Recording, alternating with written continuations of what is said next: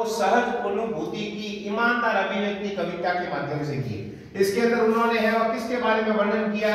अपने व्यक्तिगत जीवन में घटी हुई घटनाओं के बारे में वर्णन किया है कि मेरे साथ में क्या क्या घटनाएं घटित हुई। फिर कहा यही विशेषता हिंदी काव्य संसार में उनकी प्रसिद्धि का मूल आधार है, ये आपको बताने की आवश्यकता नहीं रहेगी। फिर भाषा शैली कवि ने अपनी अनुभूतियों सहज स्वाभाविक ढंग से कही। भाषा शैली कवि ने, अब इसके अंदर जब अपन पढ़ेंगे ना ये जो रचना, ठीक, इसके अंदर जो शैली उपयोग में की गई है, एक स्वाभाविक जब व्यक्ति किस तरीके से बातचीत करता है उसके बारे में यह बताई गई है। इनकी भाषा आम व्यक्ति के बहुत ही निकट है। आम व्यक्ति के निकट होने का मतलब क्या है? इनकी जो भाषा थी वह कैसी थी? साधारण, या फिर इसके स्थान पर कभी कभी शब्द आता है जन सामान्य की भाषा। क्या शब्द आता है? जन सामान्य। जन सामान्य का मतलब है जो अपन व्यवहारगत लोग हैं वह अपने दैनिक जीवन में उपयोग करते हैं, ठीक। फिर कहा गया कि बच्चन का कवि रूप सबसे विख्यात है। क्यों विख्यात है? क्योंकि इन्होंने है वह कहानी लिखे हैं, नाटक लिखे हैं, डायरी लिखी है और क्या लिखा है? आत्मकथा।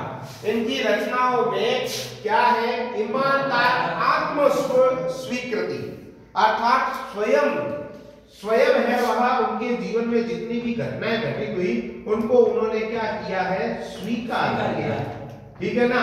कि इस जीवन के अंदर है वह कभी सुख भी मिलता है तो कभी दुख भी मिलता है। फिर सारांश क्या है इस चैप्टर का? कि कवि कहता है कि यद्यपि वह सांसारिक कठिनाइयों से जूझ रहा है फिर भी वह जीवन में क्या लिए फिर रहा है? प्यार करता है ना। कि चाहे जीवन के अंदर बहुत सारे है वह क्या आती है? कठिनाइयां आती है, लेकिन फिर भी वह कहता है कि मैं अपने जीवन में प्यार लेकर के घूम रहा हूं। वह अपनी आशाओं और निराशाओं से क्या है? संतुष्ट है कि अच्छा भी है बुरा भी है, लेकिन मेरे लिए जीवन में बहुत ही बेहतरीन है। फिर कहा आगे वह संसार में मिले स्नेह और प्रेम की परवाह नहीं करता। क्यों नहीं करता? सरकार उन संसार के अंदर उन लोगों की क्या होती है? जय जयकार होती है जो उसकी इच्छा के अनुसार क्या करता है? सामान्य रूप से कौन सा आदमी अच्छा होगा? जो मेरा कहना मानेगा। और मैं हमेशा जय किसकी बोलूंगा? जो मेरे कहने के अनुसार चलेगा। संसार हमेशा उनको है वह प्रायोरिटी देता है, ठीक। फिर आगे क्या कहा? वह अपनी धुन में रहने वाला एक अलग ही व्यक्ति है। वह निरर्थक कल्पनाओं में विश्वास नहीं करता। देखो कल्पनाएं कैसी? दो प्रकार की। एक कल्पना है वह हमारी है, वह कौन सी है? सार्थक कल्पना। कैसी कल्पना? सार्थक। और दूसरी कौन सा? इसने शब्द बता दिया, निरर्थक। सार्थक और निरर्थक में आपस में क्या पूछा जा सकता है? विलोम शब्द रहता है। यदि कोई एक अपठित गद्यांश नहीं आता है तो उसमें आपको पूछा जा सकता है। तो निरर्थक कल्पनाओं में विश्वास नहीं रखता क्योंकि यह संसार कभी भी किसी की इच्छाओं को क्या नहीं कर पाया है? पूर्ण। इस दुनिया के अंदर बड़े से बड़े यदि ज्ञानी की बात करें ना तो राजा रावण होगा, है ना। उसने भी सोचा था कि मैं स्वर्ग में जाने के लिए, देखो सोने की लंका जरूर थी, लेकिन स्वर्ग में जाने के लिए उसने सोचा था कि मेरे पास में सोने की क्या होनी चाहिए? सीढ़ियां। वो इच्छा उसकी पूर्ति नहीं हुई। तो इस संसार के अंदर सारी व्यक्तियों की इच्छाएं कभी पूर्ति नहीं होती।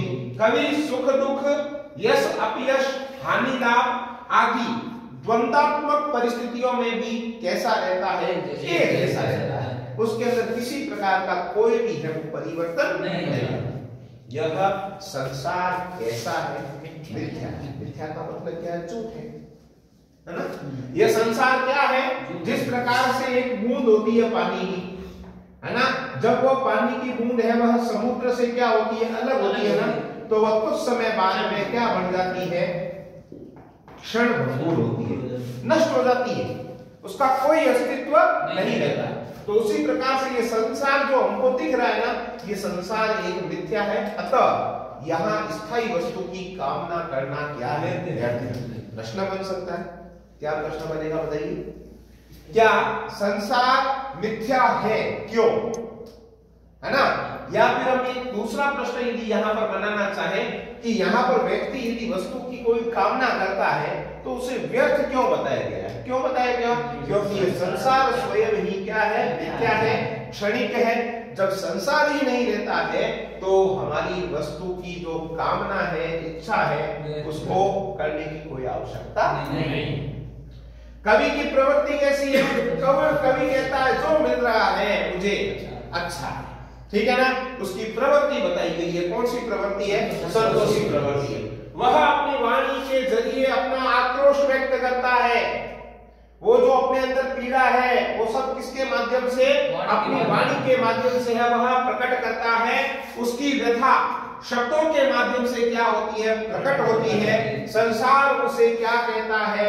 गाना मानता है, जबकि वास्तविक रूप से वह गाना नहीं है। वह अपनी जो पीड़ा है उस पीड़ा को शब्दों के माध्यम से क्या करता है? बयान करता है।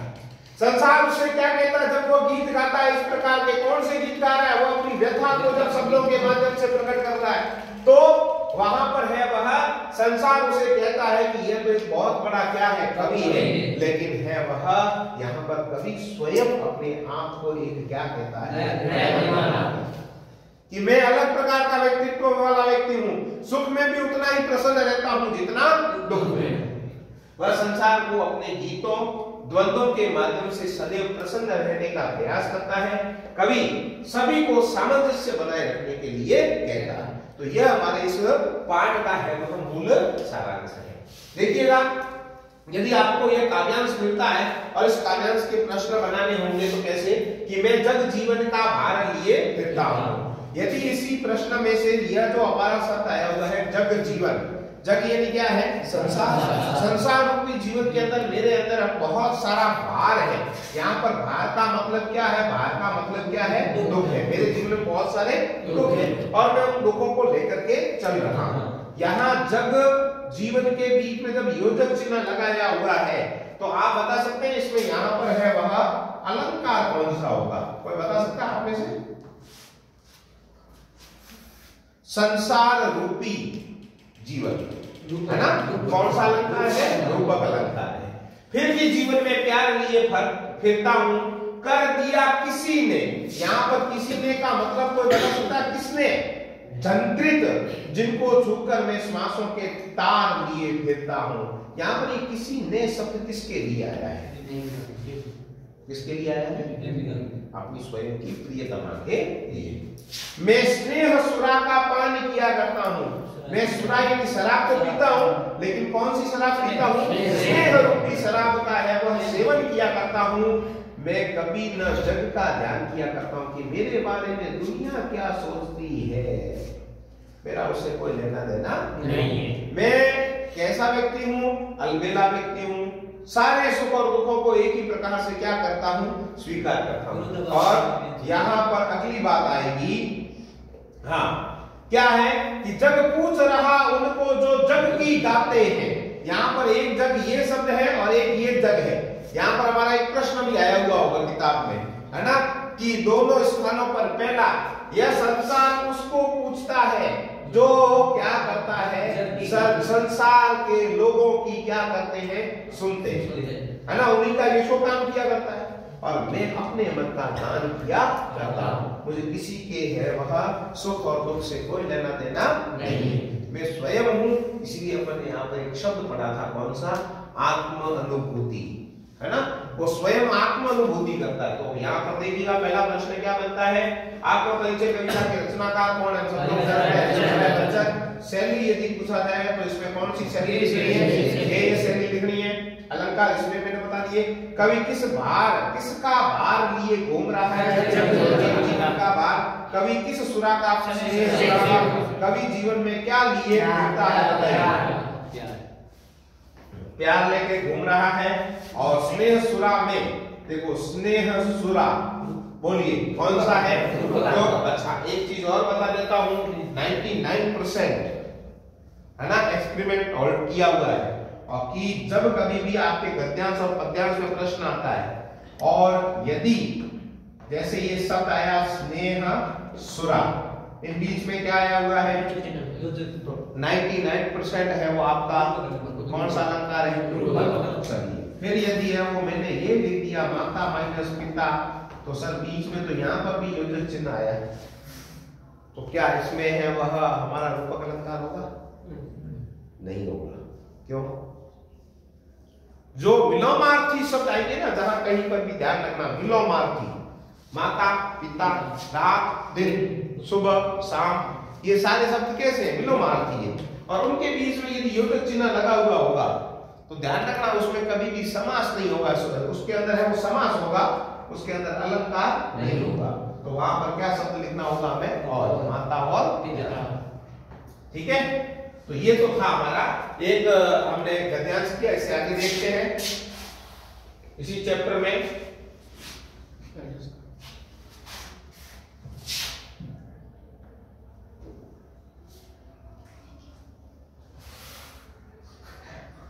रेडी भाई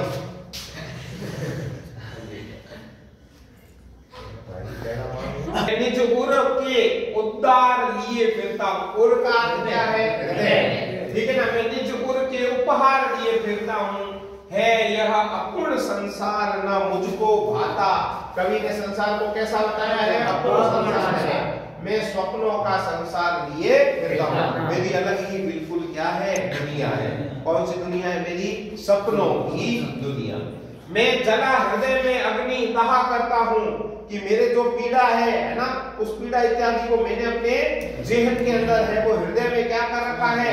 दबा रखा है, और उसी से मैं जल रहा हूं। लेकिन सुख दुख दोनों में क्या रहता हूं? मग्न रहता हूं। तो यहाँ पर ध्यान रखना, कवि की प्रसन्नता का राज क्या है? कवि की प्रसन्नता का राज क्या है?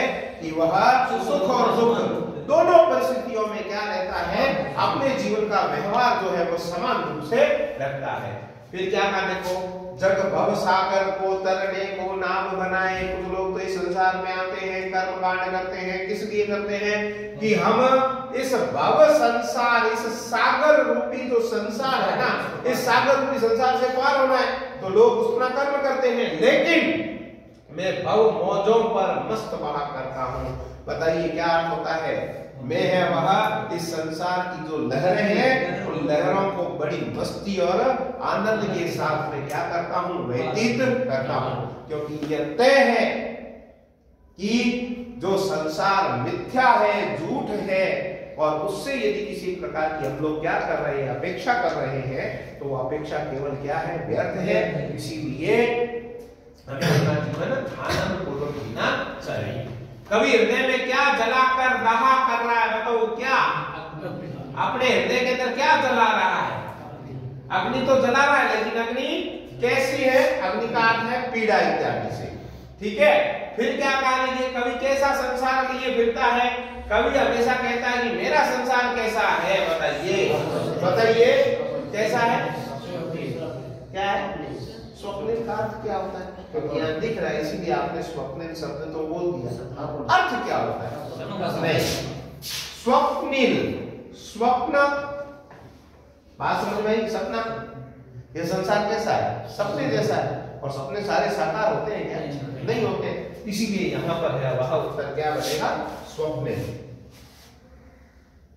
आगे क्या कहा है? कवि के हृदय में कैसे भाव भरे हुए हैं? बताइए। कवि बहुत प्रसन्न है क्या? कैसा है? कवि प्रसन्न है और आदर, यहाँ लिखा हुआ उत्साह से भरा हुआ है क्या? बहुत ही विद्वल है, दुखी है क्या? वो संसार से घृणा करता है क्या? संसार से वो घृणा तो करता ही नहीं है। वो कहता जैसा है वैसा ही बढ़िया है, सुख है तो भी बढ़िया है और दुख है तो भी बढ़िया।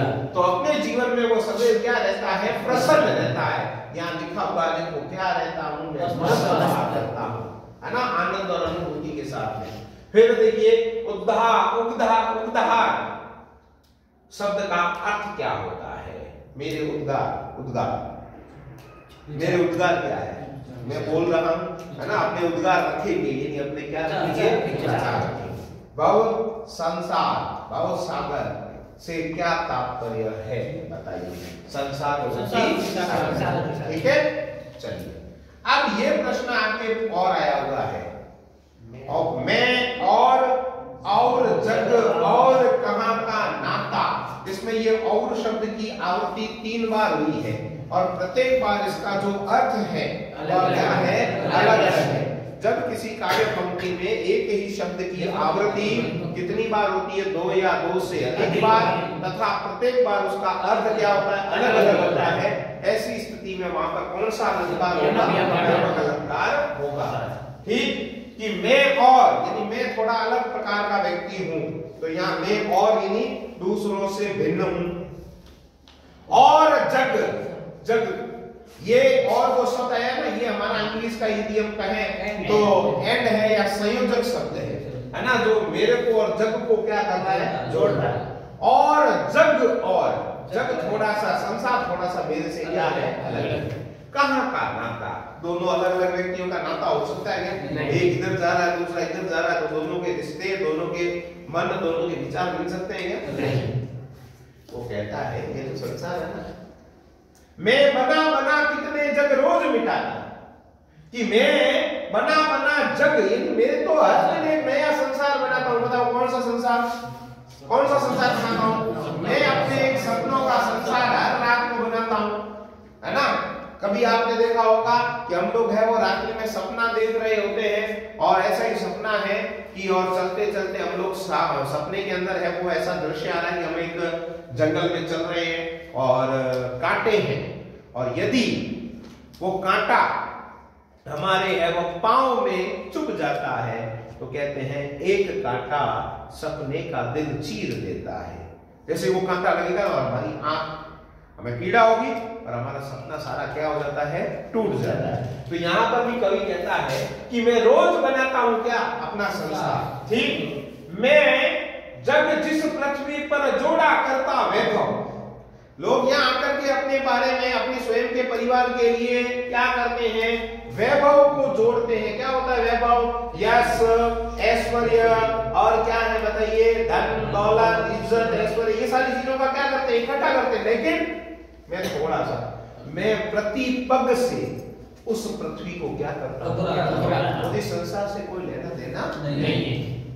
मैं निज रोदन में दाग लिए फिरता हूं, ठीक है ना।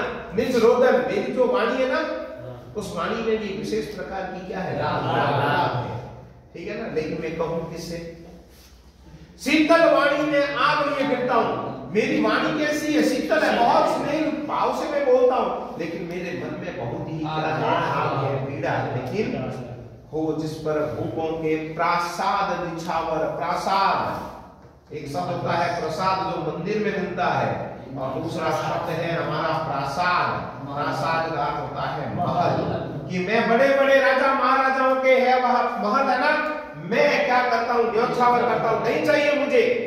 ठीक, मैं वह खंडहर का भाग लिए कहता हूं, मैं तो उस खंडहर में भी है वह अर्थात पुरानी अपनी जो यादें हैं, उस यादों में भी क्या रहना चाहता हूं, मस्त रहता।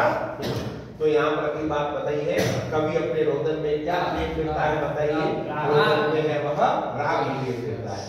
संसार के लोग पृथ्वी पर क्या जोड़ते हैं, धर्म, अर्थ, काम, मोक्ष, बताइए क्या जोड़ते हैं, अर्थ जोड़ते हैं, है ना।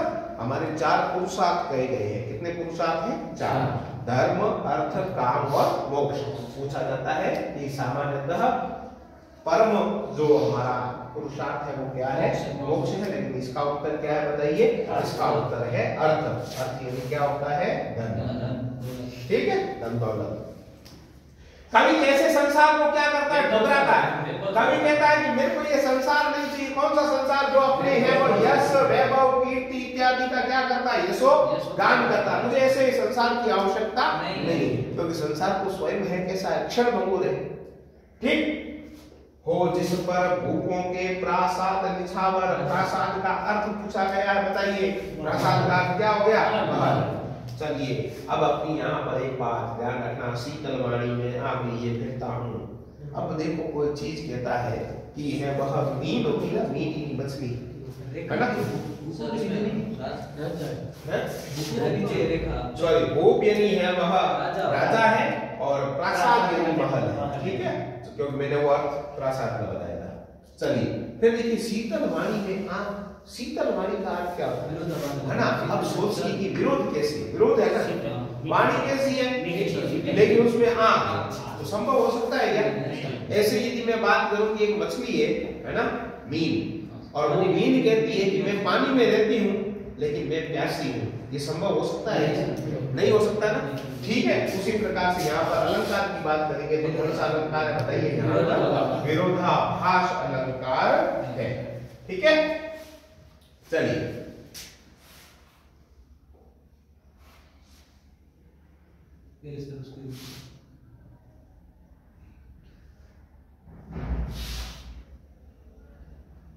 हमारे 2 अंक के प्रश्न आने वाले हैं।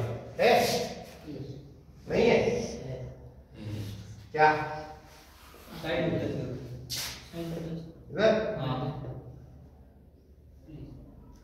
लो क्लिक करो।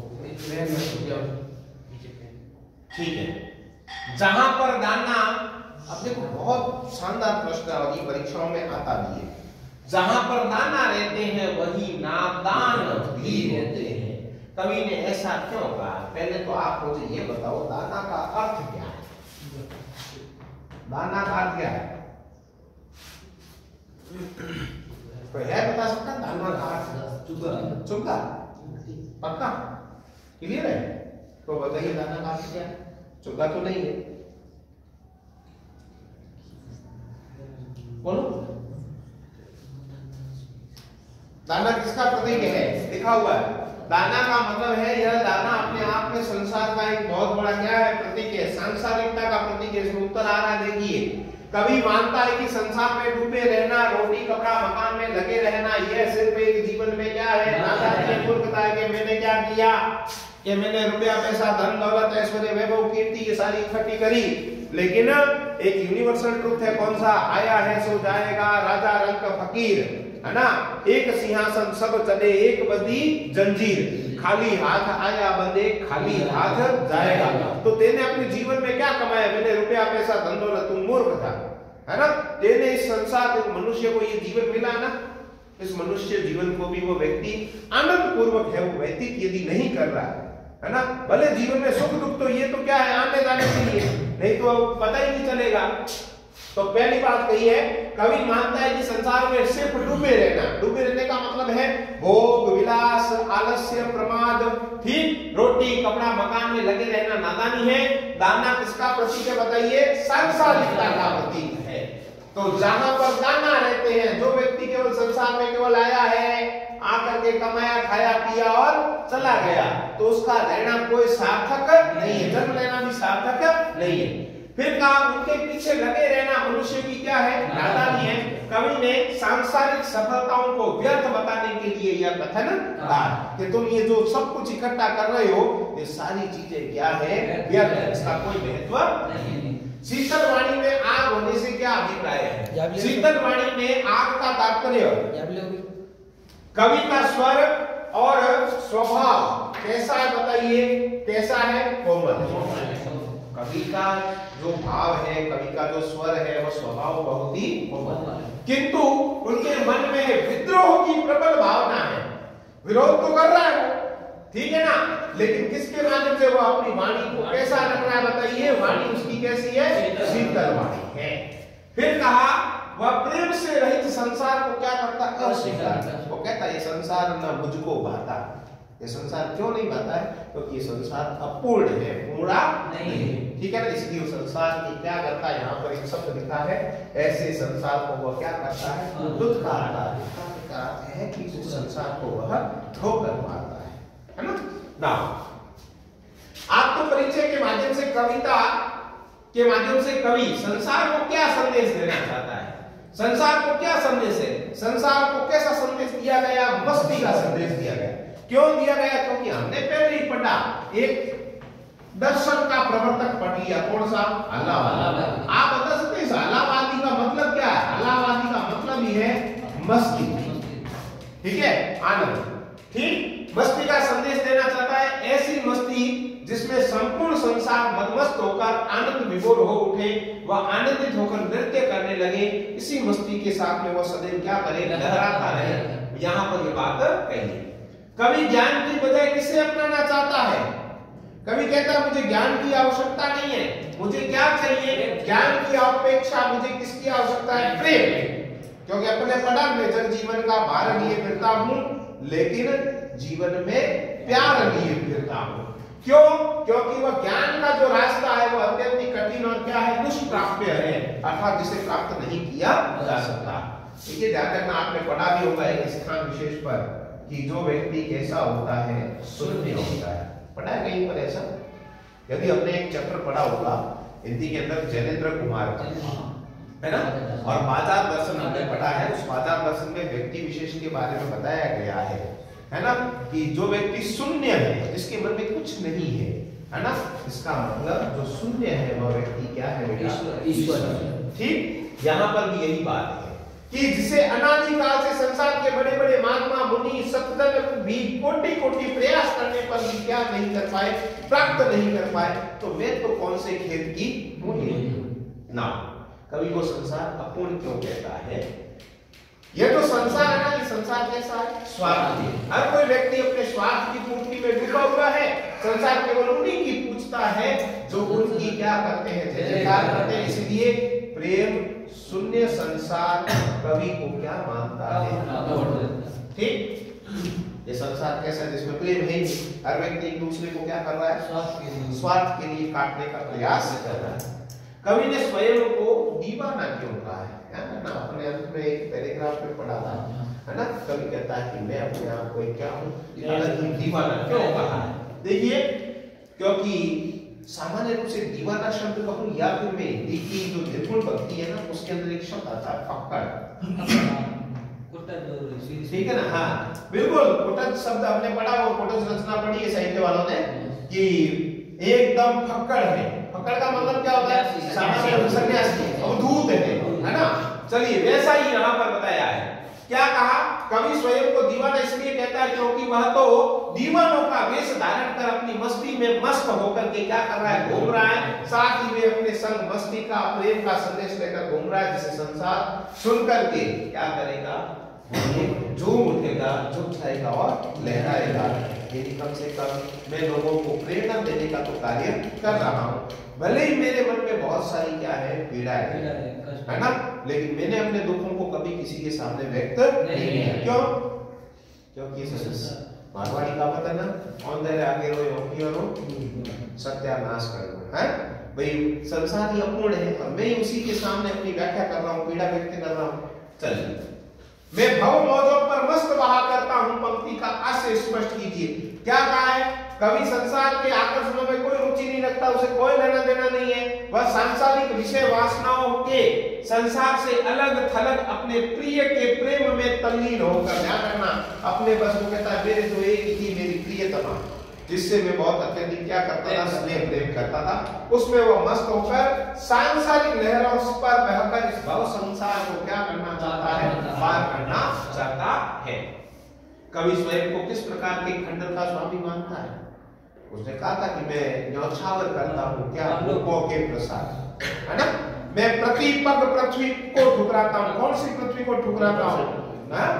कौन सी पृथ्वी को ठुकराता हूँ? जिस पर है वो पूरे संसार के लोग वैभवशाली अपने वैभव को जोड़ने का क्या करते हैं, कार्य करते हैं।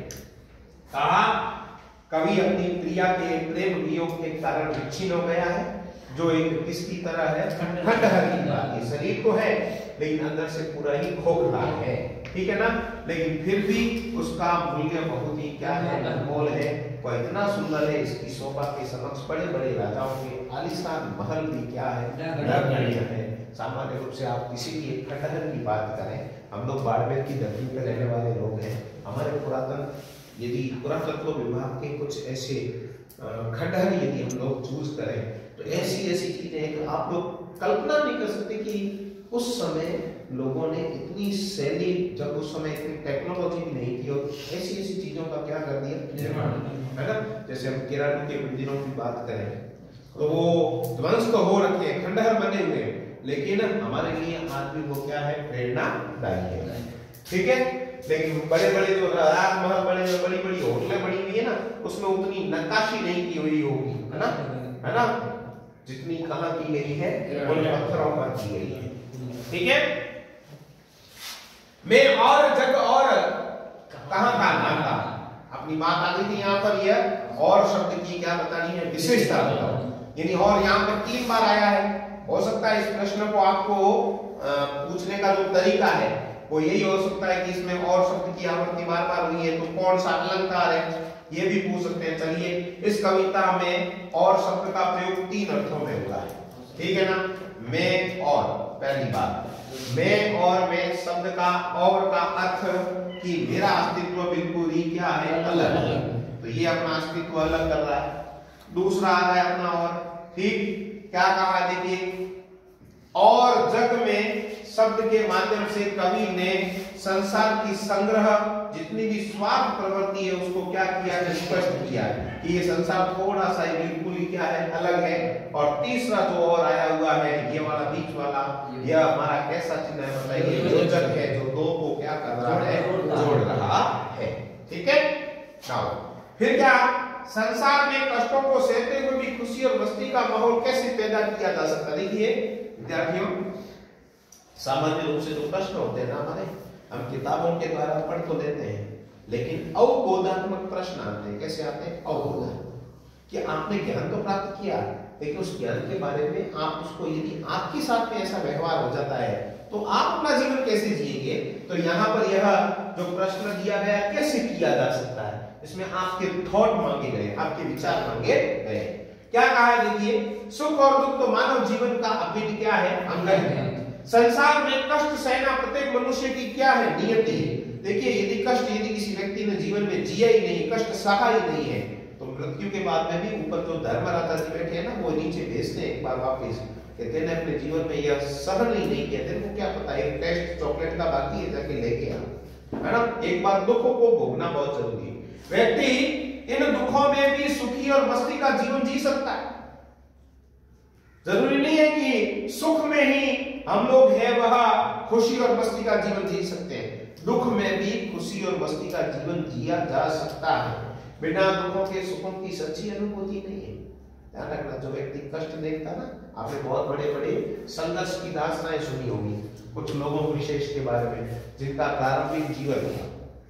अभी मान लीजिए बाड़मेर के ऐसे अनेकों उदाहरण हमारे ध्यान में आते हैं, जिन्होंने अपने जीवन के अंदर मजदूरी करी होगी और एसोसिएट प्रोफेसर तक की यात्रा प्रारंभ करी है ना, जो 2 समय तक लोगों के घर में बर्तन मांजते थे और वो व्यक्ति पढ़ करके ऊंचे पदों पर चले गए।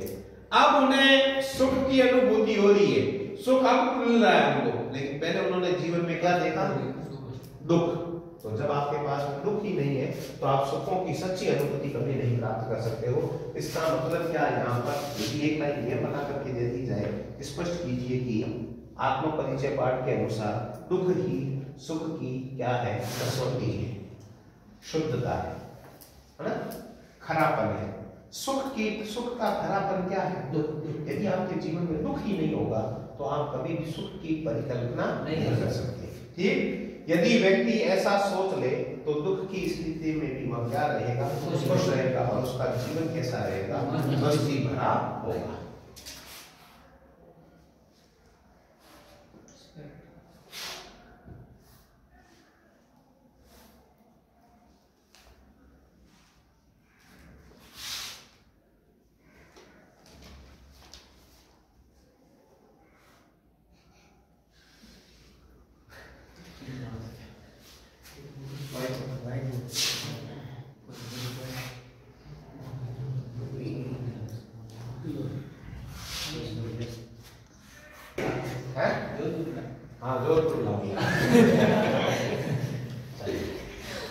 अब देखिए अगला क्या था, कवि जग को अपने से थोड़ा सा क्या मानता है, अलग मानता है। क्यों मानता है उसकी बात बताइए।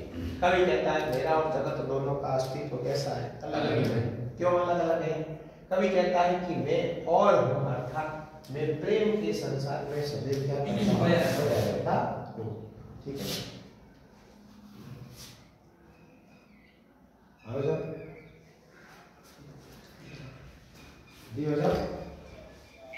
नहीं जो सुबह निकल जा रहा है, जल्दी संडे है ना, बहुत सारे काम रहते हैं। चलिए, कवि कहता है कि मेरा अस्तित्व और जगत का अस्तित्व, दोनों का अस्तित्व कैसा है, अलग है। और कवि कहता है कि मैं और हूं, अर्थात क्यों, क्योंकि मैं प्रेम रूपी संसार में अपना जीवन यापन कर रहा हूं। ठीक है, और यह संसार हमेशा कैसा है बताइए, संग्रह में विश्वास करता है। सारी चीजें क्या करना चाहता है? इकट्ठी के लिए कौन सा शब्द अपन ने पहले पढ़ा था? वैभव, है ना? सारा कुछ इकट्ठा करना चाहता है, लेकिन मुझे किसी प्रकार की चीजों को इकट्ठा करने की आवश्यकता नहीं। यह मेरी प्रेम रूपी भावनाओं को नहीं समझती।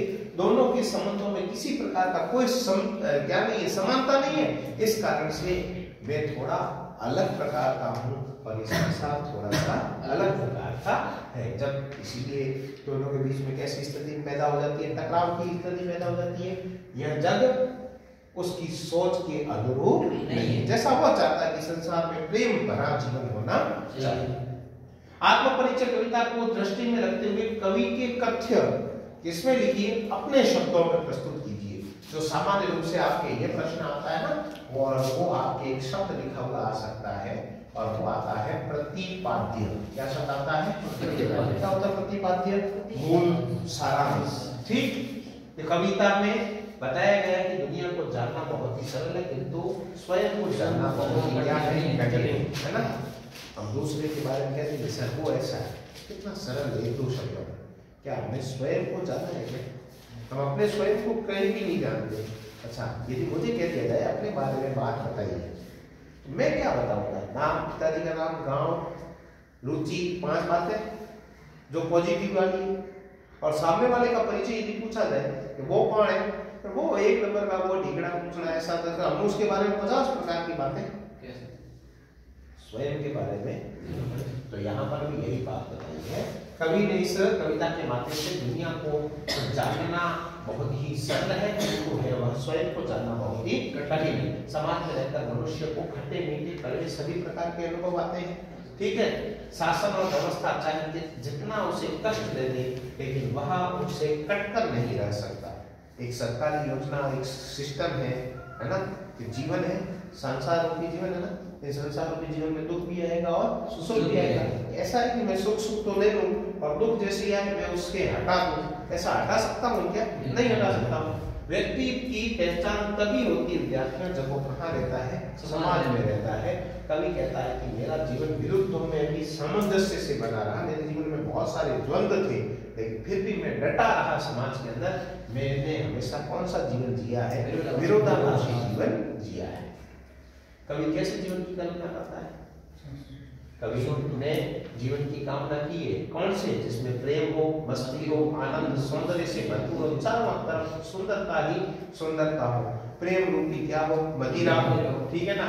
जहाँ केवल प्रेम रूपी मदिरा पीकर उसी के आनंद में विभोर हुआ जाए, डूबा जाए। ठीक है ना? कहीं पर कोई ईर्ष्या नहीं होनी चाहिए, द्वेष नहीं होना चाहिए, कोई कुविचार नहीं होना चाहिए। जिसमें यौवन की मदमस्त करने वाला क्या होना चाहिए? उन्माद होना चाहिए। उन्माद का क्या होता है? पीड़ा। उन्माद का क्या होता है? पीड़ा। मुझे पीड़ा होनी चाहिए कि मेरे जीवन में क्या नहीं है? सुख नहीं है, प्रेम नहीं है। आत्मपरिचय के कविता के माध्यम से स्पष्ट कीजिए कि कवि क्यों रोया होगा? कवि क्यों रोया? क्योंकि उस प्रेम और मस्ती की कोमल भावनाओं से ओतप्रोत यह कवि है, जिसमें उसके जीवन में किसी प्रिया में असीम प्रेम भाव हुआ, किंतु दुर्भाग्य से वह प्रेम क्या नहीं हुआ? पूर्ण नहीं हुआ। कवि है वह अगाध विरह वेदना को सहन कर रहा है। यही पीड़ा उसके रोने का क्या बनती है? माध्यम बनती है। और इसी कारण से कवि क्या कर रहा है? रोया होगा। कवि और संसार में भिन्नता क्यों है? वो हमने पहले पढ़ लिया। ह्यूस्टन सैम आया है, ठीक है ना? दोनों अलग अलग है। मैं जग देखो, जब ऐसे प्रश्न आते हैं सामान्य, यदि हमारा स्किल अच्छा हो लिखने का, ये वाला प्रश्न आता है कवि और संसार में क्या भिन्नता है, तो क्या हम लोगों को यदि वो पंक्ति याद है कौन सी? मैं और जग और कहाँ का नाता के माध्यम से, पंक्ति के माध्यम से कवि ने और संसार में भिन्नता को स्पष्ट किया है। तब आप जाकर के ये सारी बात बता सकते। आत्मपरिचय कविता में कवि ने अपने जीवन में किन परस्पर विरोधी बातों का सामंजस्य बिठाने की बात की? जीवन में सब कुछ एक दूसरे के क्या है? विरोधी है, लेकिन उसने क्या कहा? तालमेल बिठाइए। क्या करिए? तालमेल। इस कविता के माध्यम से कवि ने अपने जीवन की अनेक विरोधी बातों का सामंजस्य बिठाने की बात की है। कवि सांसारिक कठिनाइयों में जूझ रहा है, फिर भी वह इस जीवन में प्यार करता है। कविता में कवि ने अपने शब्दों में रोदन में राग, रोने में भी राग, ठीक है ना? ध्यान रखना, रोने में राग होती है, रोने से ही पता चल जाता है घरों के अंदर अपन लोगों के किसी व्यक्ति की मृत्यु होने पर रोने की वॉल्यूम टोन अलग होती है, बहन जब ससुराल जाती है उसका रिंग टोन अलग होता है ना, और मारपीट होती है तो उसका रिंग टोन अलग होता है। रोने में भी राग होती है, पीड़ा व्यक्त होती है कहने का मतलब, ठीक है ना। शीतल वाणी में विचारों की प्रखरता, उन्माद में अवसाद, बाह्य रूप में प्रसन्नता, परंतु भीतर से वो बहुत ही क्या है, दुखी है। परस्पर विरोधी बातों को समझा सामंजस्य बिठाने की बात कही है। फिर हमारी एक रचना और है, सिलेबस में है, दिन जल्दी जल्दी ढलता है ना। इसमें पंथी शब्द आया होगा, पंथी, दिन का पंथी, है ना। चलिएगा, क्या है इसके बारे में बताया गया, देखिएगा इस गीत में यदि एक है वो कौन सा है, हमारी शैली कौन सी हो जाएगी, गेय शैली, ठीक है ना। इस गीत के अंदर कवि प्रकृति की दैनिक परिवर्तनशीलता, देखिए प्रकृति में जो दिन है उस दिन में भी है वह क्या होता है, परिवर्तन होता है। परिवर्तनशीलता के संदर्भ में प्राणी वर्ग के धड़कते हृदय को सुनने की काव्यात्मक कोशिश करता है। किसी प्रिय आलंबन या विषय से भावी साक्षात्कार का आश्वासन ही हमारे प्रयास के पवन की गति में क्या आती है, चंचलता भर देता। देखिए सामान्य रूप से एक चिड़िया जो है, ऐसा ही है ना हमारा, एक चिड़िया है, वो चिड़िया अपने बच्चों के लिए दाना चुनने के लिए जाती है, लेकिन है वह चिड़िया के जो बच्चे हैं वो बाहर नीडों से क्या कर रहे हैं, किसी प्रति आशा में होंगे, ऐसा शब्द है ना, किसी प्रत्याशा में होंगे, आशा में होंगे ना। क्योंकि अच्छा जो मजदूर सुबह घर से निकला है ना, शाम को उसके पांवों के अंदर गति तेज होती है ताकि वह घर जाना चाहता है ना। तो ये अपना है दिन क्या है, जल्दी जल्दी ढलता है। अन्यथा हम शिथिलता और फिर जड़ता को प्राप्त होने के लिए क्या हो जाते हैं, विक्षिप्त हो जाते हैं। इस गीत इस बड़े सत्य के साथ समय के गुजर जाने का एहसास में लक्ष्य प्राप्ति के लिए कुछ कर गुजरने का जज्बा लिए हुए है। सारांश आया है कि सांझ घेरते ही पथिक कौन है, राहगीर लक्ष्य की ओर तेजी से कदम बढ़ाने लगता है। जो राहगीर है वो अपने घर की ओर तेज कदमों के साथ में चलता है। उसे रास्ते में रात होने का भी क्या रहता है, भय रहता है, इसीलिए वो थोड़ा जल्दी जल्दी चलता है। जीवन पथ पर चलते हुए व्यक्ति जब अपने लक्ष्य के निकट होता है ना, घर बहुत ही पास में आ जाता है ना। जैसे ट्रेन से कोई जोधपुर से बाड़मेर आ रहा है ना, तो जब रवाना हुई तब तक कुछ नहीं, जैसे उत्तरलाई आती है ना, हमारा बाड़मेर उत्तरलाई से 8 से 10 किलोमीटर की दूरी पर है, लेकिन जैसे उत्तरलाई आती है तो हमारे जो सवारी जो पैसेंजर बैठे हुए होते हैं ना, वो अपना पूरा सामान वगैरह है वो हम बाड़मेर आयो इन्हें उनके पांवों में क्या लग जाती है, उत्सुकता लग जाती है। तो यही बात ये बताई गई है कि जीवन पथ पर चलते हुए व्यक्ति जब अपने लक्ष्य के क्या आता है, निकट आता है, तो उसकी उत्सुकता और भी क्या है, बढ़ जाती है। जिस प्रकार से बताया गया कि पक्षी भी बच्चों की चिंता करके तेजी से फड़फड़ाने लगता है और तेज गति से उड़ करके है वो अपने बच्चों के पास में जाना चाहता है। अपनी संतान से मिलने की चाह में हर प्राणी क्या रहता है, आतुर रहता है। आशा ध्यान रखना, जीवन में है वह हमें कौन सा दृष्टिकोण रखना चाहिए, आशावादी दृष्टिकोण। आज नहीं मिला तो कोई बात नहीं, टेंशन मत लेना, 12वीं की परीक्षा अगले साल फिर होगी, है ना। ये क्या है, कुंभ का मेला थोड़ी है, सुइयों का जोक थोड़ी है। तो हमारे भगवान में बेड़ा वाला देना वही हर वर्ष करा जाता है, चिंता मत करना। तो इसलिए आशावादी दृष्टिकोण रखना है, ऐसे मन लेना कि सर अपना ये होगा ही होगा, आशावादी नहीं है, ठीक है। और धीरे धीरे वो क्या हो जाते हैं विद्यार्थियों, देखिए आशा व्यक्ति के जीवन में नई चेतना बढ़ जाती है ना। तुम ये करोगे तो ये मिलेगा, ये करोगे तो ये मिलेगा, है ना। जिनके जीवन में कोई विद्यार्थियों क्या नहीं है, आशा ही नहीं है, वो धीरे धीरे क्या हो जाते हैं, शिथिल हो जाते हैं, ठीक है ना। इसलिए मोटिवेशन होना बहुत ही जरूरी है। उनका जीवन कैसा हो जाता है, उनके अंदर कोई रस नहीं है, आनंद अनुभूति है ही नहीं, है ना। जो उनके भीतर उत्साह समाप्त हो जाता है। अतः रात जीवन में निराशा नहीं करती, किसका संचार करती है, आशा का संचार करती है। यहाँ पर पहले बताया उसको डर लगता था रात, है ना, रात उससे पहले डर, जबकि कवि कहता है कि रात है वह डर नहीं है, बल्कि जीवन में क्या है, आशा लाने वाला, ठीक है ना। और आशा कब आएगी, हर दिन रात को जब आदमी सोता है, सुबह उठते ही उसके पास में एक नया दृश्य होता है, नया लक्ष्य होता है ना। बीती बात विसर्जन, विसरने का मतलब क्या होता है? ठीक है।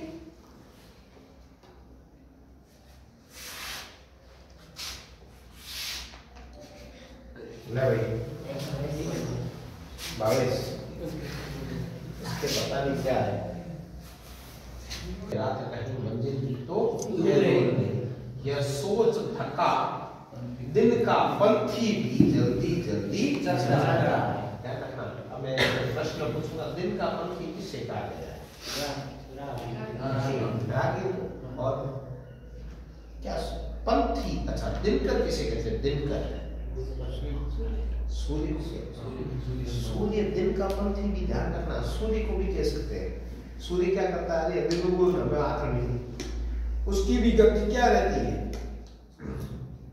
अगर दिन जल्दी जल्दी बीत गया, एक इच्छाधारी व्यक्ति हमेशा ये सोचता है पूरा दिन मैं काम करूंगा, पता नहीं समय का वो पता ही नहीं चलता, दिन पूरा ही क्या हो जाता है, समाप्त हो जाता है। ये भी इसका एक अर्थ बनता है।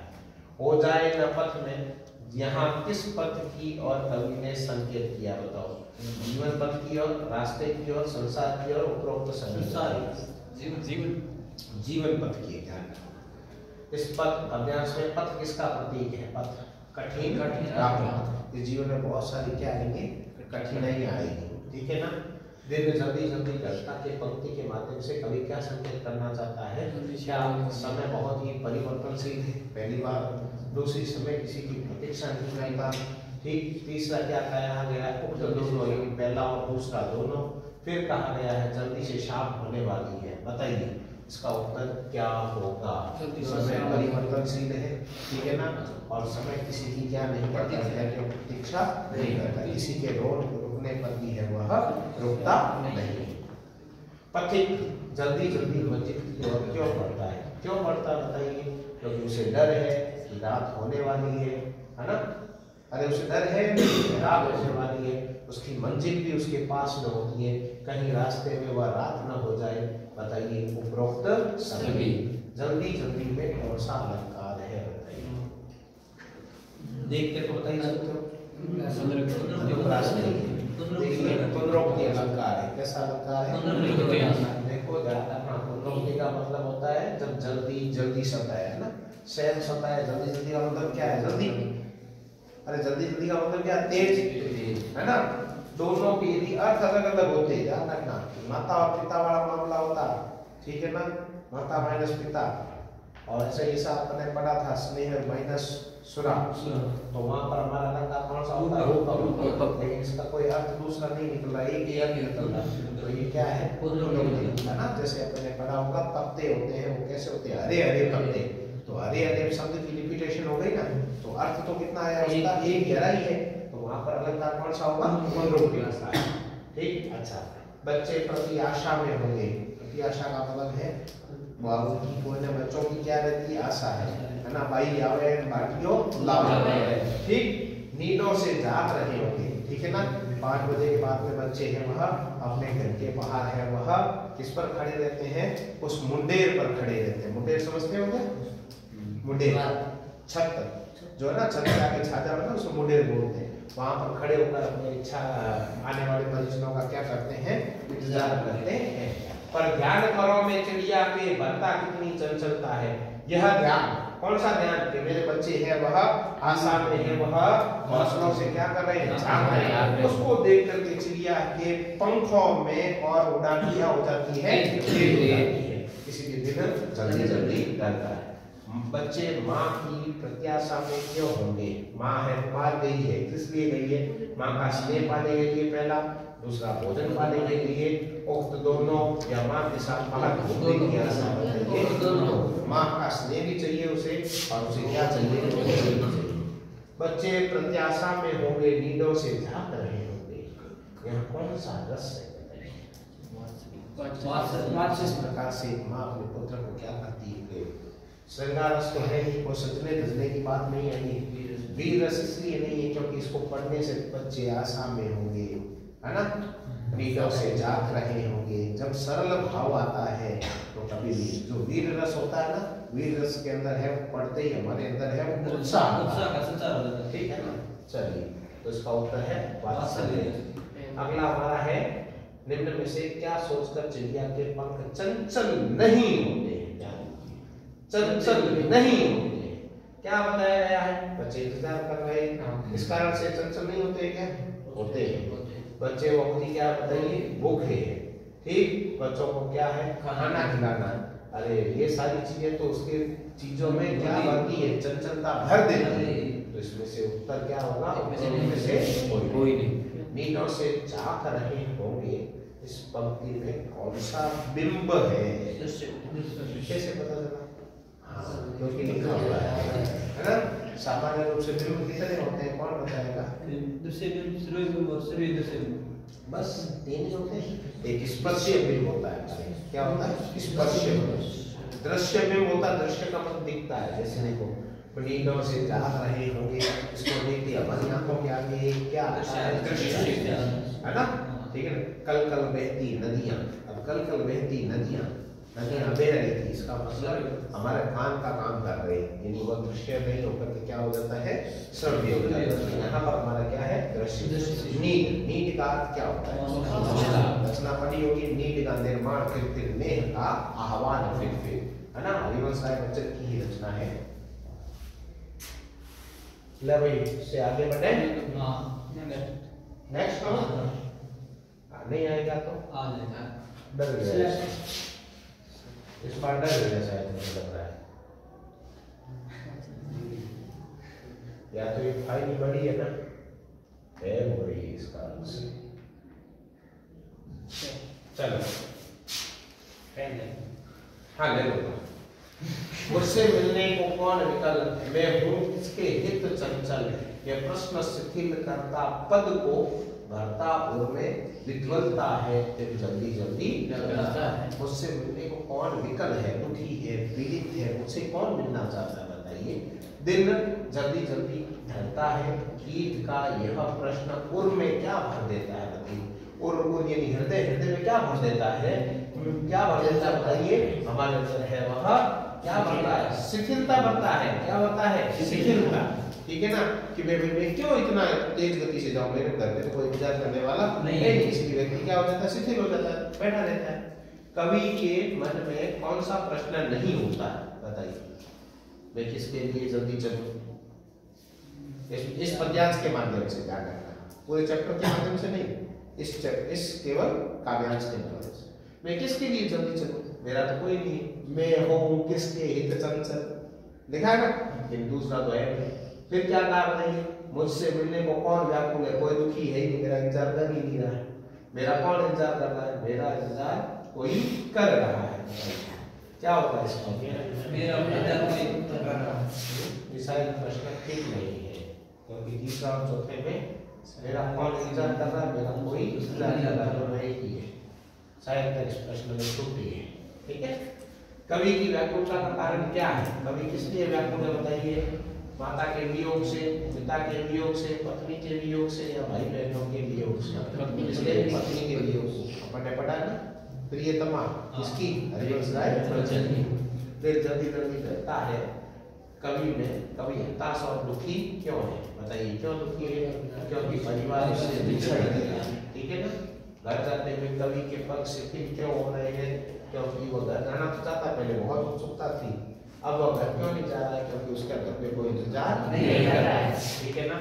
तो ये अपन ने अभी इन प्रश्नों को देखेंगे। नींदों से कौन जाग रहे होंगे और क्यों?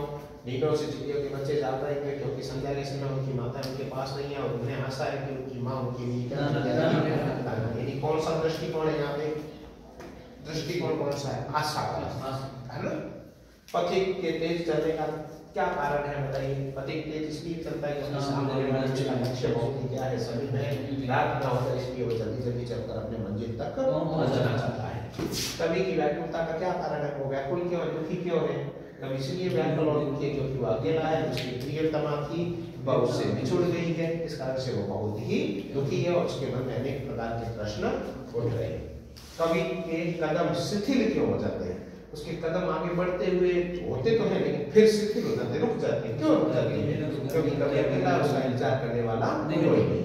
इस कारण से कवि का मन भी क्या नहीं है, उत्साही नहीं है और उसके कदम शिथिल हो जाते हैं। मैं हूं किसके हित चंचल का भाव स्पष्ट कीजिए। मैं किसके प्रति है वो इतना है वो एक्साइटेड है ना। मेरा जीवन तो कैसा जीवन है, एकांकी जीवन है ना, अकेला ही मुझे जीवन बिताना है, उसकी प्रतीक्षा करने वाला कोई नहीं, इसलिए वह घर जाने के लिए चंचलता दिखाता नहीं है।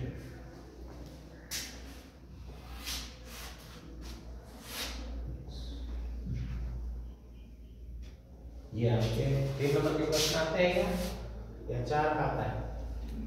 ठीक। चलो देखो, जल्दी जल्दी लगता है पक्षी तो लौटने को विकल है, पक्षी तो लौटने को बहुत ही क्या उत्साही है, लेकिन कवि उत्साही क्यों नहीं? पक्षी तो इसलिए उत्साही क्योंकि बच्चों उसके बच्चे हैं, है ना, एक्साइटेड है, वो उत्सुक है। देखा ना, दिल जल्दी डरता में पक्षियों के घोंसले में उसकी प्रतीक्षा करते हुए बच्चों का स्मरण होने के कारण वो घोंसलों तक पहुंचने के लिए क्या रहती है, व्याकुल रहती है। इसके विपरीत कवि के घर पर उसकी प्रतीक्षा करने वाला कोई नहीं, उससे मिलने के लिए न कोई व्याकुल है न कोई उत्कंठित है, इसलिए वह उसके लिए शीघ्रता नहीं करे। अतः पक्षी लौटने को विकल है पर कवि में किसी प्रकार का उत्साह नहीं। दिन जल्दी ढलता है कविता में बच्चों की प्रत्याशा को कवि ने किस प्रकार प्रस्तुत किया है? कवि ने चिड़िया के माध्यम से संध्या के समय अपने जब वह घोंसले में लौटती है तो उसे ध्यान आता है कि उसके बच्चे हैं वह घोंसलों से क्या कर रहे हैं, झांक रहे होंगे। चिड़िया के पंखों में थकान की जगह क्या आ जाती है, तेजी आ जाती है, एकदम उत्साह आ जाता है।